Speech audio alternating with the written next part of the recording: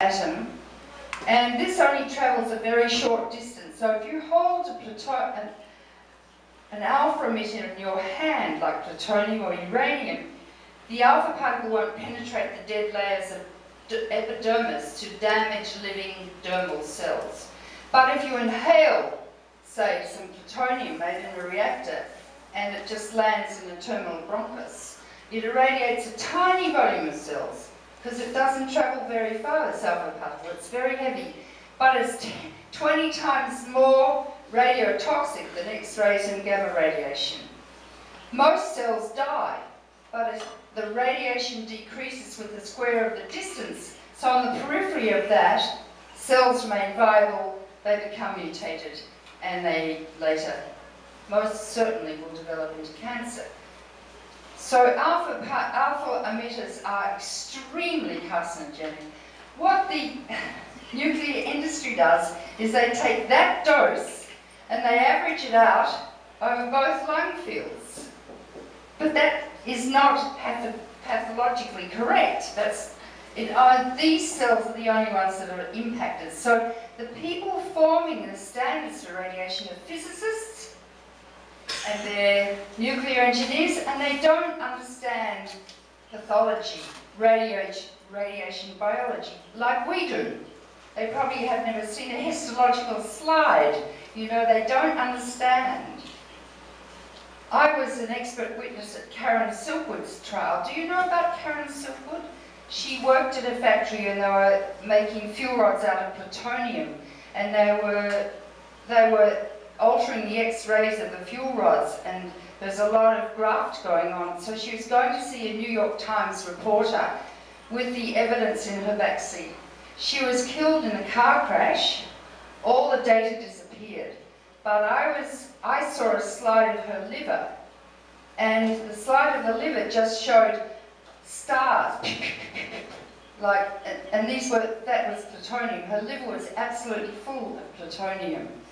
And it looks like that on the slide, little stars of alpha particles escaping. So beta radiation is an electron emitted from an unstable atom, but they all do basically the same things. They mutate genes. So we all know how cancer's caused, don't we? The regulatory gene, I mean, I'm simplifying it because genetics is quite complex now. But the regulatory gene is damaged, but the latent period of carcinogenesis is any time from 2 to 80 years, and we know that from the Hiroshima and Nagasaki data. That's where we get our standards for radiation. So that's how the nuclear industry get away with what they do, because no cancer denotes its origin. Like the man with esophageal cancer, there wasn't a sign saying it was made by, you know, an alpha emitter or whatever. But we all know the latent period of carcinogenesis, which is shorter in children. And that's how the nuclear industry gets away with what they get away with, because they say, well, no one's died at Fukushima. I've had terrible debates with journalists on television, and I said, don't you understand how long it takes to get cancer? No, they don't. They think they either drop dead or everyone's all right. They don't understand radiation biology, which drives me crazy. Okay, so I'll just go through some of the isotopes made in reactors, but I'll show you in a minute the slide of all the isotopes made in reactors. And they all have different half-lives. So the first one is I-131. Its half-life is 8 days, so it's around for 10 weeks. It's a potent beta and gamma. So in fact, you can use a Geiger counter to measure the I-131 in the thyroid. But if there's alpha radiation, the Geiger counter won't pick it up, you know, or a pure beta emitter won't pick it up. Now, in Fukushima, there are 300,000 children under the age of 18, and they're doing thyroid ultrasounds on them. And they've tested 174,000 children, and 43.5% have either thyroid cysts or nodules. And any of you pediatricians? Thyroid abnormalities are extremely rare in children. And of those, 12 have definitive thyroid cancer and 15 more are suspected. Now this is very unusual because the incidence of thyroid cancer in children is 1 in a million. Yeah. We didn't start seeing thyroid cancer in Chernobyl for 4 years. And this is only 2 years. So it indicates to me that these children got a hell of a dose of radioactive iodine, but not just iodine, everything else in that cloud of radioactive elements have escaped from the reactor and still escaping. Then we've got cesium-137, and this map is only cesium, none of the other isotopes. It's a beta and a gamma, and its half-life is 30 years, so it's around for 300. So Europe will be radioactive for the next 300 years. I do not eat European food. And do not eat Japanese food. You should not be importing any Japanese fish or any Japanese rice or tea or seaweed or anything from Japan. In fact, you should go to President Ma or whoever and say, medically, we must not import any Japanese food forever. Okay? You've got a lot of work to do. This is called preventive medicine. It's like immunising kids against polio, right? Then there's strontium-90. Oh, cesium's a potassium analogue, so it concentrates in muscle and forms rhabdomyosarcomas.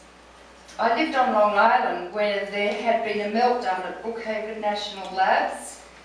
There were 17 children with rhabdomyosarcoma. I mean, it's rare, so rare. You never see a rhabdo.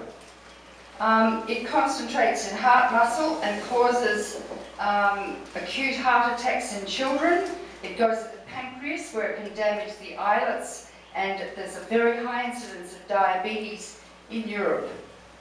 Strontium-90 is a calcium analogue, so it goes to bone and it's around for 300 years. Lots of strontium-90 here, and of course it can cause leukemia or osteogenic sarcoma in the bone, right? And probably multiple myeloma, other things. Then there's plutonium, which is the most dangerous, and it's why nuclear power or fissioning uranium was invented. Plutonium is an alpha emitter. 1 microgram almost certainly is carcinogenic, a millionth of a gram. It's thought that if you could take a pound of plutonium and put a piece of that in every person's lung on Earth, that's enough for everyone to get cancer. You can't do that, that's hypothetical. Plutonium is an iron analogue, so what happens is it gets inhaled into the lung where it can form cancer, as I described. It's picked up by macrophages and transported to mediastinal lymph glands where it can cause Hodgkin's lymphoma and non-Hodgkin's. It's stored in the liver, like iron, where it can cause hepatic carcinoma. It goes to the bone, where it can cause bone cancer and leukemia. It crosses the placenta into the developing embryo, which is very unusual because the placenta is very specific and doesn't let anything into the embryo. But plutonium gets in, where like the drug thalidomide, it can cause severe teratogenesis. And I'll just show you a picture from Chernobyl. Here are children who, there are homes full of hundreds of children around Chernobyl with these sort of congenital anomalies caused by plutonium damaging a genetically, chromosomally normal fetus. And that's what that drug thalidomide did. We all know that, right? Neural tube defects, microphthalmia, single eyes, I mean terrible, terrible abnormalities. That's what we'll probably be seeing in Fukushima. Now plutonium has a half-life of 24,400 years. So it's toxic for 250,000 years. And each reactor makes 250 kilos of plutonium a year. And you need 5 kilos to make yourself an atomic bomb because plutonium is the fuel for atomic bombs. any country that buys a peaceful nuclear power plant, so-called, can actually make 50 nuclear weapons a year. So by exporting nuclear powered countries like India and Pakistan and Israel, they all made their nuclear weapons from plutonium from peaceful reactors. And then they say, well, we'll only sell the reactors to countries that are stable. Well, look at what's happening in Egypt, or Syria, or any country, really. You can have a stable government and then suddenly it's unstable, or a psychopath gets in charge like Hitler or someone like that, or George Bush. I mean, George Bush didn't have a very high IQ. And then, you know, then they can make nuclear weapons. So we're in a very, very serious position. And you should know that of the 20,000 hydrogen bombs in the world today, Russia and America own 97% of them. Yet they're always talking about North Korea and Iran. Such hypocrisy. And they both still target each other like the Cold War hasn't ended. And nuclear war could happen tonight by accident or design, because they're all on a computerized system. It would take about an hour to complete. Russia launches her weapons, 30 minutes, and the satellites pick up the attack from America and they launch theirs. It's all over in an hour.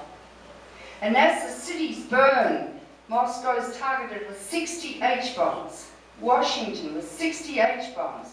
All the major cities in China are now targeted since the Cold War by America. Unbelievable. Why do they target China? Because they're mad. And as the cities burn, huge clouds of toxic black radioactive smoke rise into the stratosphere and circle the Earth with a cloud so thick it blocks out the sun for 10 years, causing a short ice age called nuclear winter. And everything and everyone will freeze to death in the dark. And that will probably be the end of most life on Earth. That could happen tonight. But it's allied with nuclear power. It's one and the same technology. Now, I want to show you, I've only described 4 isotopes. I want to show you all the isotopes made in a nuclear reactor.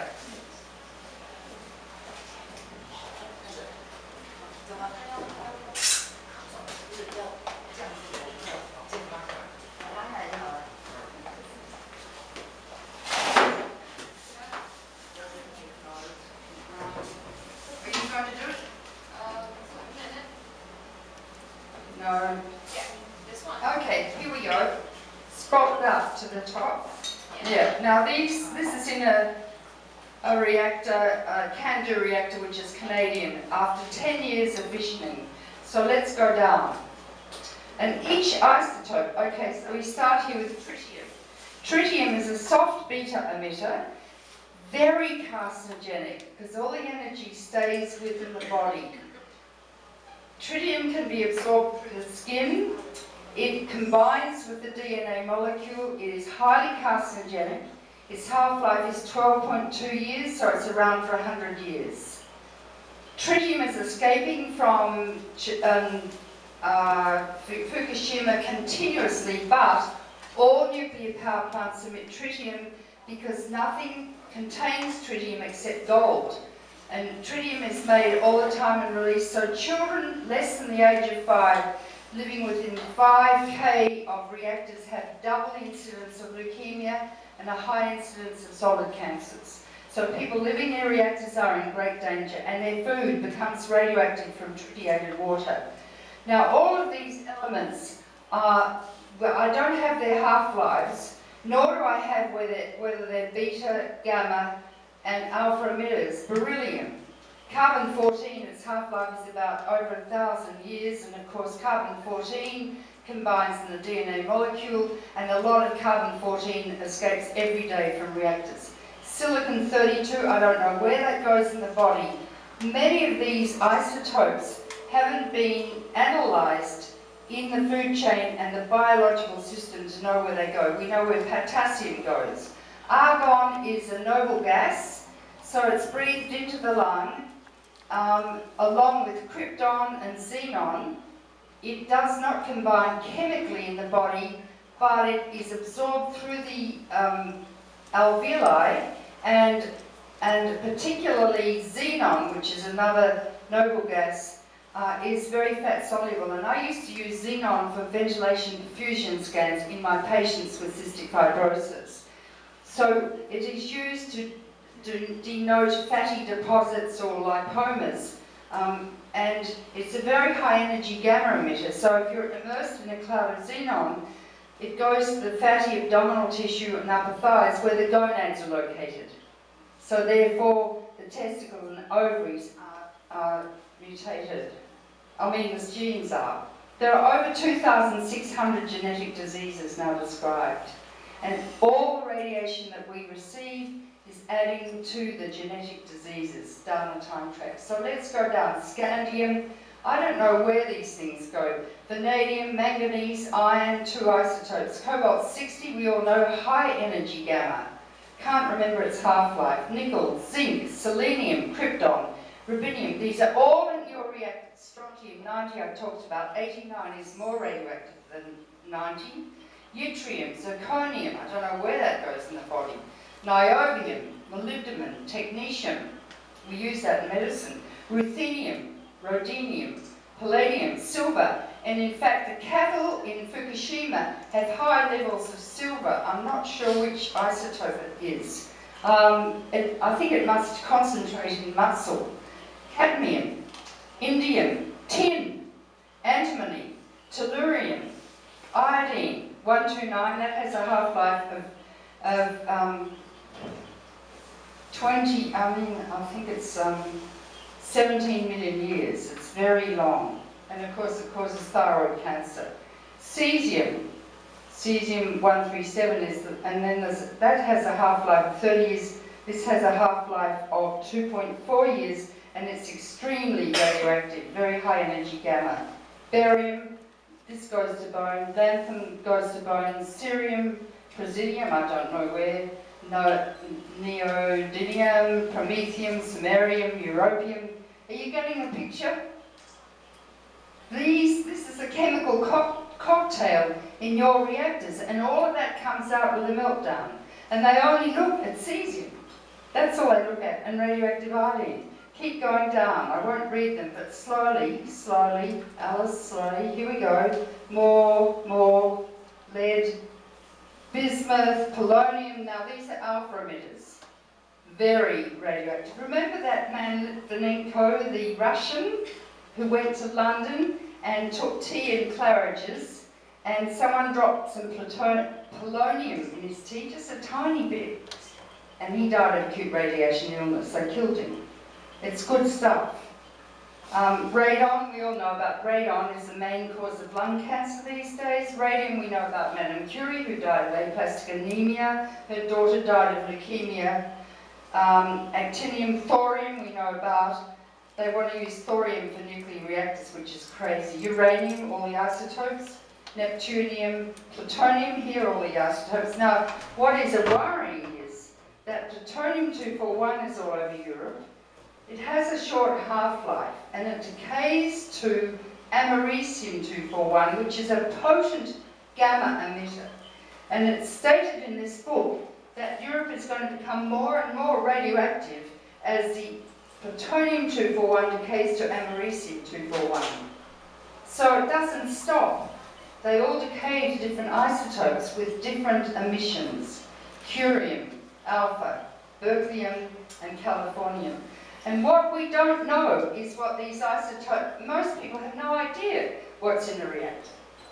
Some last seconds and some last millions of years. So let's have the next slide, Alice.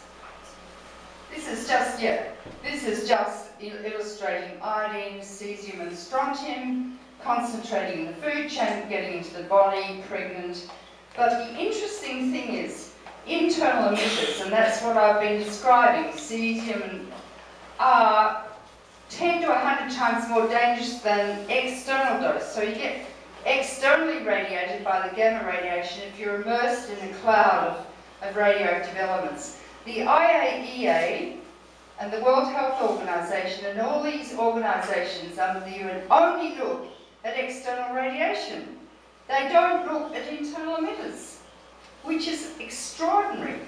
They ignore the human fetus, they ignore genomic instability, if you know what that is, they ignore the latent period of carcinogenesis, and they ignore every radiation-induced cancer except they only look at thyroid cancer.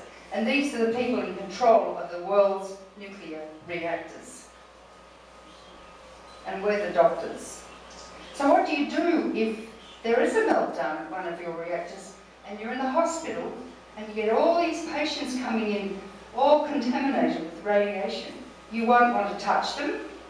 So what they say in America is you send them down to the mortuary, they take their clothes off and hose them down so the radiation goes down into the sewer, but they're still radioactive and with nothing. People think, they ask me, well, what can I take if I've eaten radioactive? There's nothing they can take. They talk about seaweed, they talk about pectin. There's nothing to neutralise it. Next. Alice! Oh, I'm doing it. Yeah. Okay, so there's a man called Dr. Timothy Mousseau looking at barn swallows and insects in the exclusion zones of Chernobyl and Fukushima, very high radiation areas, because what happens to animals happens to us, as we know. So here are the mutations: white feathers here, and abnormality, there's a tumour here under the beak, abnormal beak here, here, and look at the tail feathers, grossly deformed. No, I'm going the wrong way. Oh, I talked about people getting cataracts. These are the cataracts that have been documented in the barn swallows. What happens to birds happens to us. The barn swallows have normal, small brains. Most of the males are sterile. They have many tumours and mutations. These are firebugs, and you can see they're sort of like an African mask with the eyes and the nose and the mouth. But if you look at each firebug, there are gross abnormalities, mutations. Like those children I showed you from Chernobyl, the firebugs have the same sort of abnormalities. And this is a tomato grown in Fukushima. What happens to tomatoes happens to us. Does that make you feel happy? And so, look, I think that's all. That's enough to tell you what the problems are. So, I was so worried about this that I organised a symposium in New York at the Academy of Medicine in March this year with the best scientists and oceanographers and the like in the world.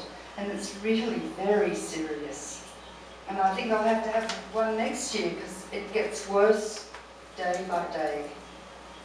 So I'm sorry to present such a morbid picture to you.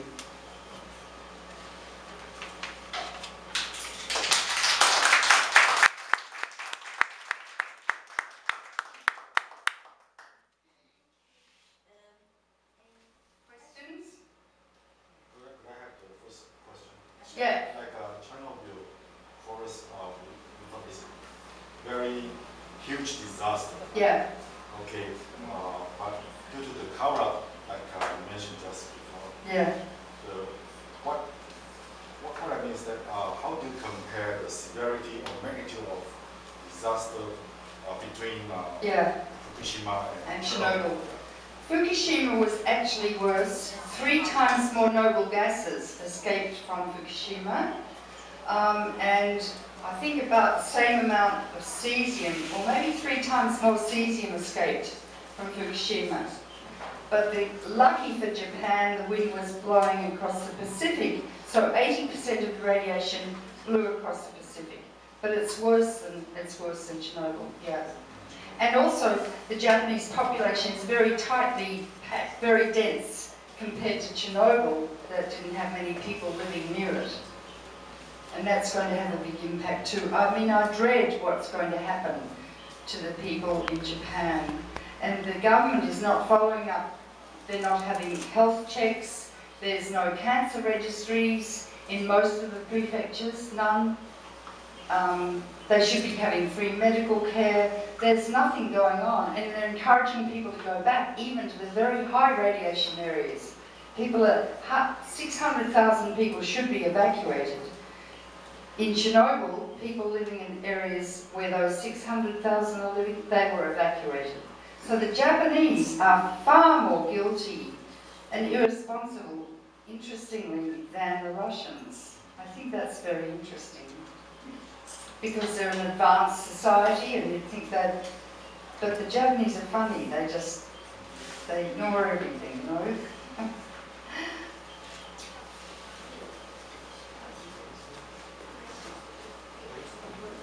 可以用中文问呢？没有问题。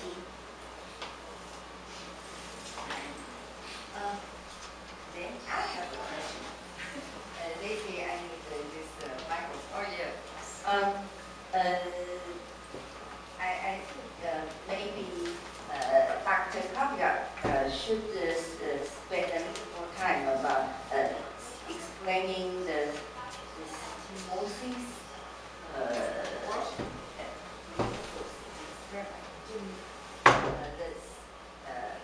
bird, 我跟你中文讲。刚刚有那个也是那个鸟的那些资料，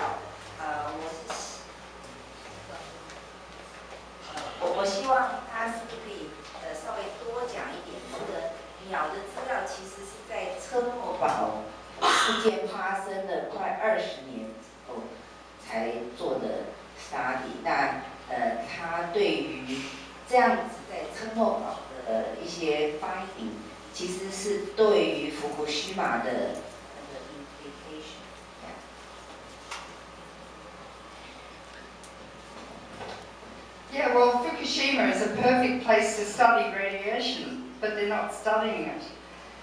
The Atomic Bomb Casualty Commission, which is American, first of all, for 5 years after Hiroshima and Nagasaki, there was a total cover-up of the whole thing, not even reported. An Australian reporter called Wilfred Burchett got in to Hiroshima just after, and he was the first to describe acute radiation illness. The Americans didn't look at any of the survivors for 5 years, which means many of the vulnerable had already died of infections because of immune deficiencies and the like. And then they started looking after 5 years.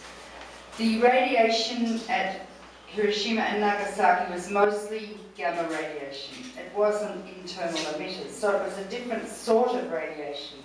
But from that data we derive all the standards we use in medicine to expose our patients to radiation, and it's out of date and it's incorrect.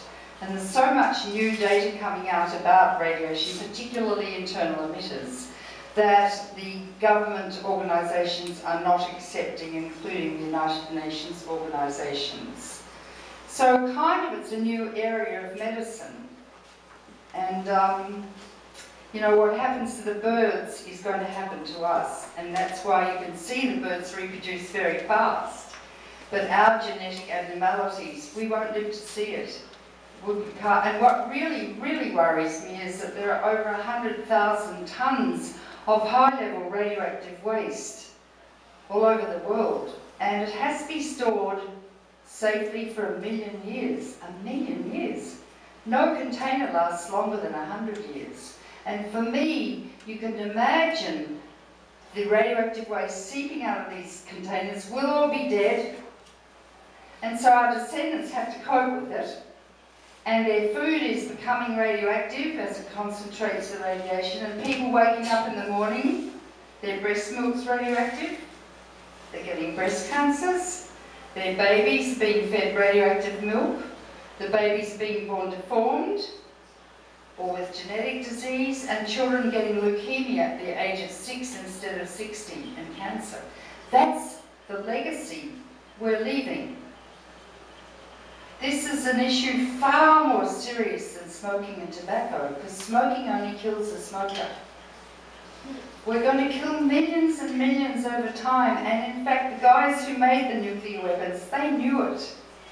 They knew it. This is really, for me, evil as a physician and a pediatrician. And the people in charge, like President Ma, he doesn't know what he's doing, he doesn't understand what I've said we do. And so it's a medical issue. It's an issue of global preventive medicine. And we can close down all the reactors in the world. We can abolish all the nuclear weapons. And in fact, we can stop burning coal. Your island should be covered with solar panels. You make them and you export them. Why isn't Taiwan using solar power? Why isn't it covered with windmills? You don't need nuclear. Anyway, you waste an awful lot of energy here in Taiwan by leaving lights on and all sorts of things. So the answers are here. We can fix it. Like it, but the Earth is in the intensive care unit. And we are all now physicians to a dying planet. Whether or not it will survive, I don't know. But we need the dedication to the planet as we have when we're up all night with a patient in the ICU. You know? We don't think about ourselves. We only think about the patient, and then we collapse into bed.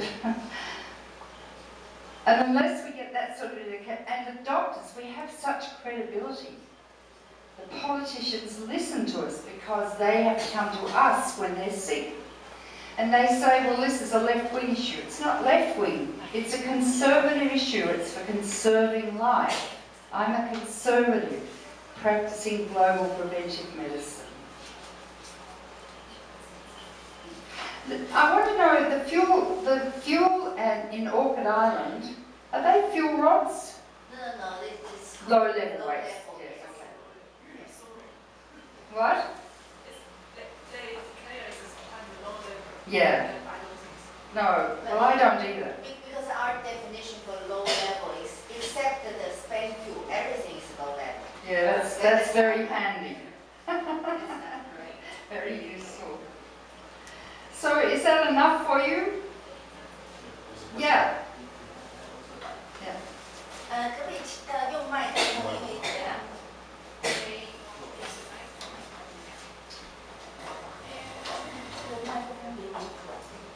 可以用中文听啊，就是说，在一个 cancer 的病人啊，我是做一个 cancer 的 pathology， 那能不能去区分说，这个 cancer 在病理上，或是在那个生物那个molecular biology 方面 ，molecular biology 有 any difference? Is there any difference between Hang on. Is there any difference between A difference between. Is there any difference between radiation-induced and other pathogen-induced cancer? No. And between medical molecular biology or genetic difference? No, I don't think so. No, it's all mutations, and most cancers. Do you understand? Mutations. Most cancers, if you look at them, are very abnormal genetically. Most cancers are very abnormal genetically if they're examined, and many of the cells are different from each other. My father died of an anaplastic carcinoma in 3 weeks. 3 weeks. Anaplastic. I mean, the cells were so deformed they couldn't tell. The cells were so deformed they couldn't diagnose the primary. Yeah, no, there's no difference between, you know, chemically induced carcinoma. 30% of cancers we see are caused by background radiation. And the industry talks about natural background radiation. It's all the same. It's all the same. It all induces mutations. And we're the biggest radiators of the public at the moment. The medical profession, we are the ones who expose the public to more radiation at the moment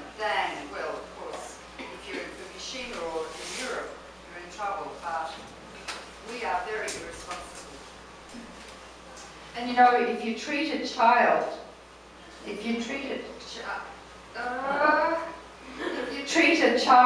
cancer with radiation, it's not uncommon for the child to go on and get a second primary from the original treatment because of the normal cells that are mutated, but they might have 10 extra years, you know, we know that, yeah.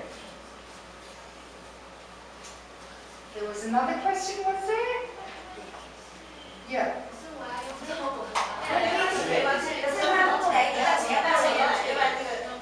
这个线没有那么长，对，如果您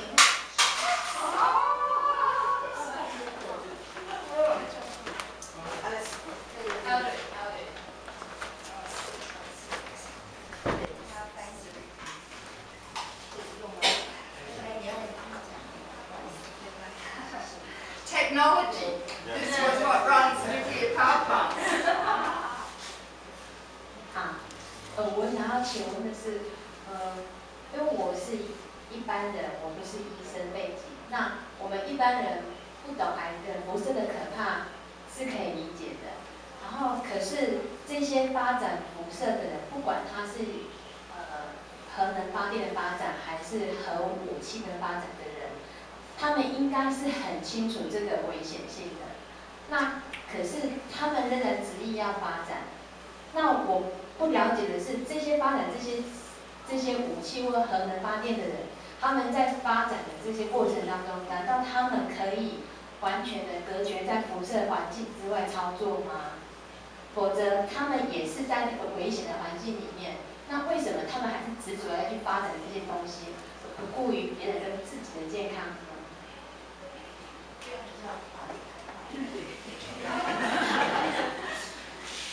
Oh, because they're mad. For some men, the power of the atom is incredible, and I think it's almost sexual. In the Department of Energy, they call solar power and wind power soft power, like it's feminine. But nuclear power is hard power. That's how they describe it. And it was Einstein who said the splitting of the atom changed everything save man's mode of thinking. And it's mostly men that have done this. Thus we drift towards unparalleled catastrophe. When you look at the language that is used in the Pentagon, it's very sexual. They have missile erectors. They have soft laydowns. They have deep penetration. And they talk about nuclear explosions going off like one big orgasmic whump. And this is the language they use in front of women. So it's deeply psychological. And of course, war is a cause. All of this is actually operates from the midbrain, the reptilian midbrain. And we use the neocortex to rationalize what our midbrain wants us to do. And the etiology of the problems in the world is psychological. And unless we look at etiology, we won't survive. So I want to write a book called Why Men Kill and Why Women Let Them. Why do we fall in love with alpha males? I did, before I had menopause. I couldn't help it.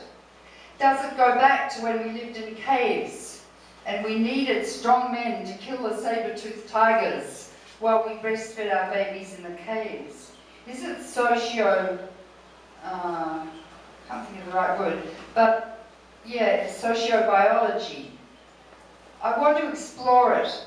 It's a very touchy subject. There's a lot of work now done on hormone receptors in the brain, testosterone, the effect on behaviour, oxytocin, which I learned in medical school is produced only during pregnancy and after, which is a very nurturing hormone.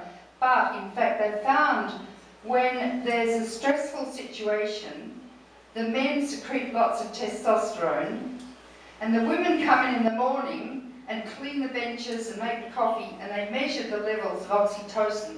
They were way up. So maybe we should give all the men in the world oxytocin. They've got a nasal spray now of oxytocin, And it's very interesting because, you know, I talk about this and some men get very upset as if I've attacked them, and I say, look man, sit down, it's nothing to do with you, this is generic. We're trying to look at the cause. And then a woman will stand up and support him, and I say, sit down woman, he doesn't need you, leave him alone. But a man came up to me after one lecture and he said, you know, I've got prostate cancer. He said, I had my first dose of estrogen today, and for the first time in my life, I wanted to go shopping.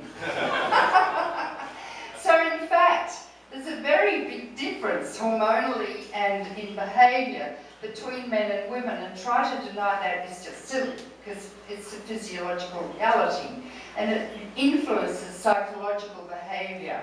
And I'm going to get trounced. I know people will hate me, but I don't care. I want to write the book, and I want to write about the role of religion. And all religions are patriarchal. Look at the Catholic Church, those silly old men, all dressed up in dresses and lace, you know, and many of them are homosexual anyway. And, you know, and then you look at Islam and, the, you know, the Quran's, I think, okay, but all about Allah and the way they treat women, cover them, well, why should women be covered up, you know? And then in the Catholic Church, what's so good about virgins? You go into the churches and there are virgins all over the place. Why do we have to be virgins and not enjoy sex, but the men can enjoy sex and have orgasms, you know? It's just crazy. From a medical perspective, why can't we, you know, have orgasms if we want? So I want to explore the whole thing, and then Jung, you know, the sort of archetypal symbols in society that we don't really recognise. Why is there a killer on a horse in every square in Europe? A killer. Why does Napoleon have a huge mausoleum in Paris and he killed hundreds of thousands of people? Why do we glorify war? Why does America glorify war? What's the matter with it? We've got to stop killing for the first time ever because of what Einstein said. Because we can blow up the planet. We can no longer fight war. And if Europe, the Second World War was fought today, Europe would be uninhabitable because all the reactors would melt down. You can only have wars now in third world countries, like poor ones like Afghanistan, you know. Kill the people there, that's okay. But they've got no reactors. So it's really immoral, to say the least. And the women just sit by and let it happen, you know, as long as, I don't know. Anyways, often I'll talk in America. You talk this afternoon, so yeah. In America, when I talk, people come up and surround me. And a man will say, you were not right. It's 240 cruise missiles, not 245. And the women will scream at him and say, that's the sort of thinking that's going to kill us all. You see, it's tunnel vision, left brain thinking. Rather than using both the right and left brain, and in the corpus callosum is larger in women than men too. That's interesting, isn't it? I'll just take one more question. Do you have one more? Yes. What? Yeah. Do you want to speak in English? No, in English. In English, probably. Could I?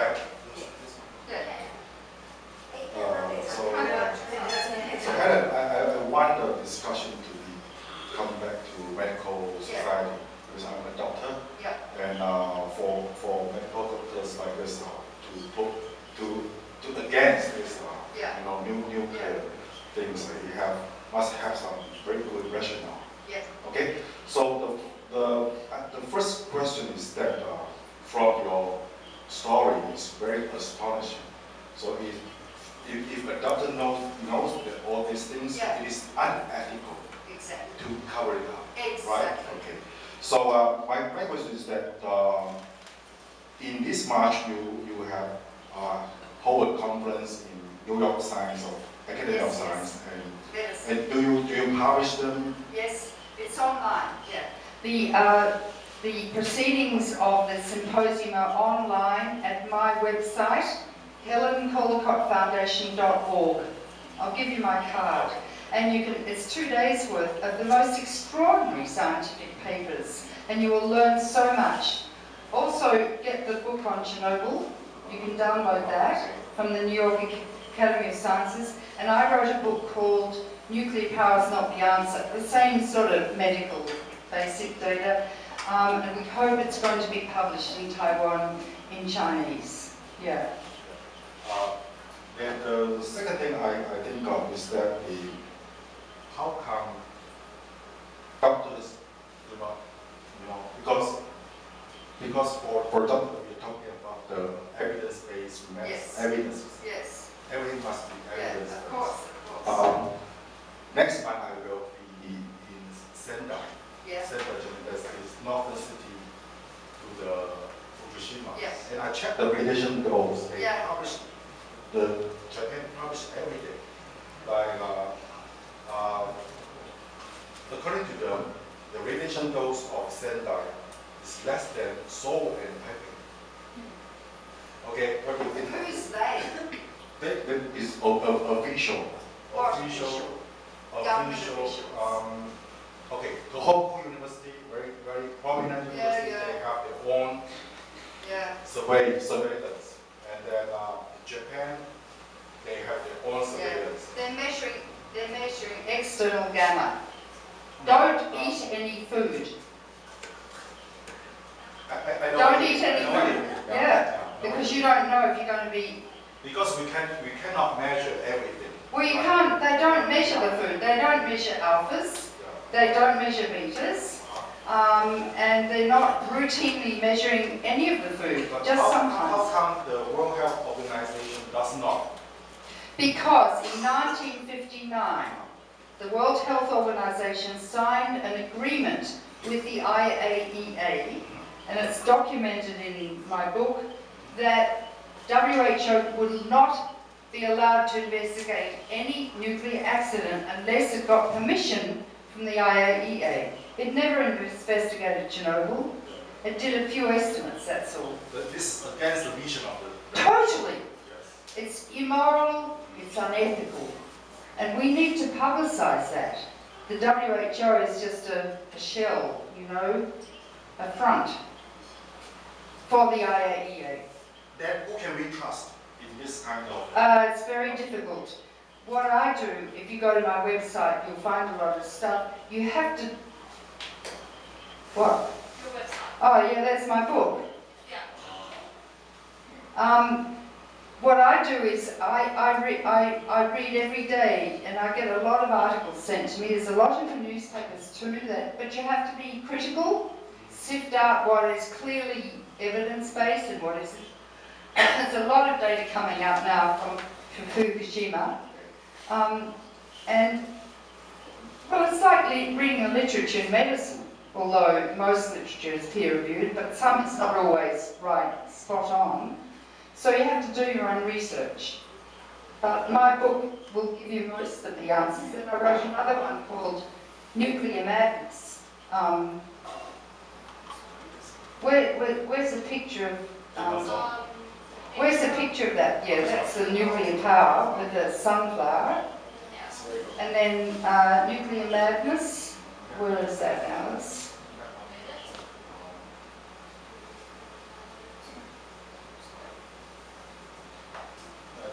I can buy it overnight.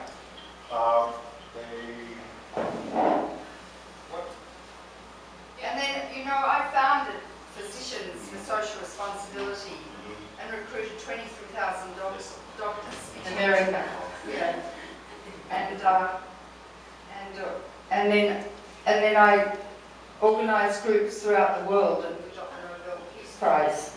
So that was against nuclear war. They're operating a little bit on nuclear power, but not big enough. It's got to be a really big movement. And doctors, as I said, have more credibility than anyone else in society, really, I think. Yeah.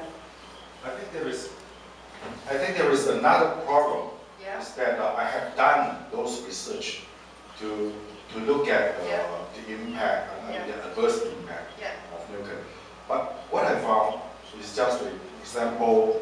After the Fukushima, there is a high school teacher he got a paper published in the Science Citation Index journal, saying that around his campus, the radiation dose is within normal limit. Okay, what I mean is that we cannot find adequate evidence to support our kind of assertion. So how can you help us? Okay, I think at my website there are some papers with the true measurements of radiation in the Fukushima prefecture. There's a hell of a lot of stuff coming out about it.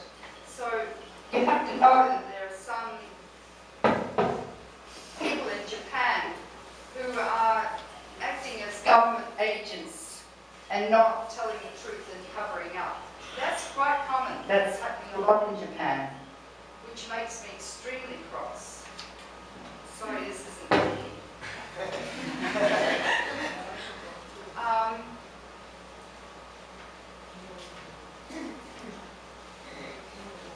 Yeah, there are ongoing measurements throughout Japan which are accurate, but they're only measuring gamma. Gamma. Yeah, ground shine from the isotopes on the ground. They're not measuring internal emitters. As you saw in that slide, that the IAEA and WHO don't take into account internal emitters. They just look at there, just look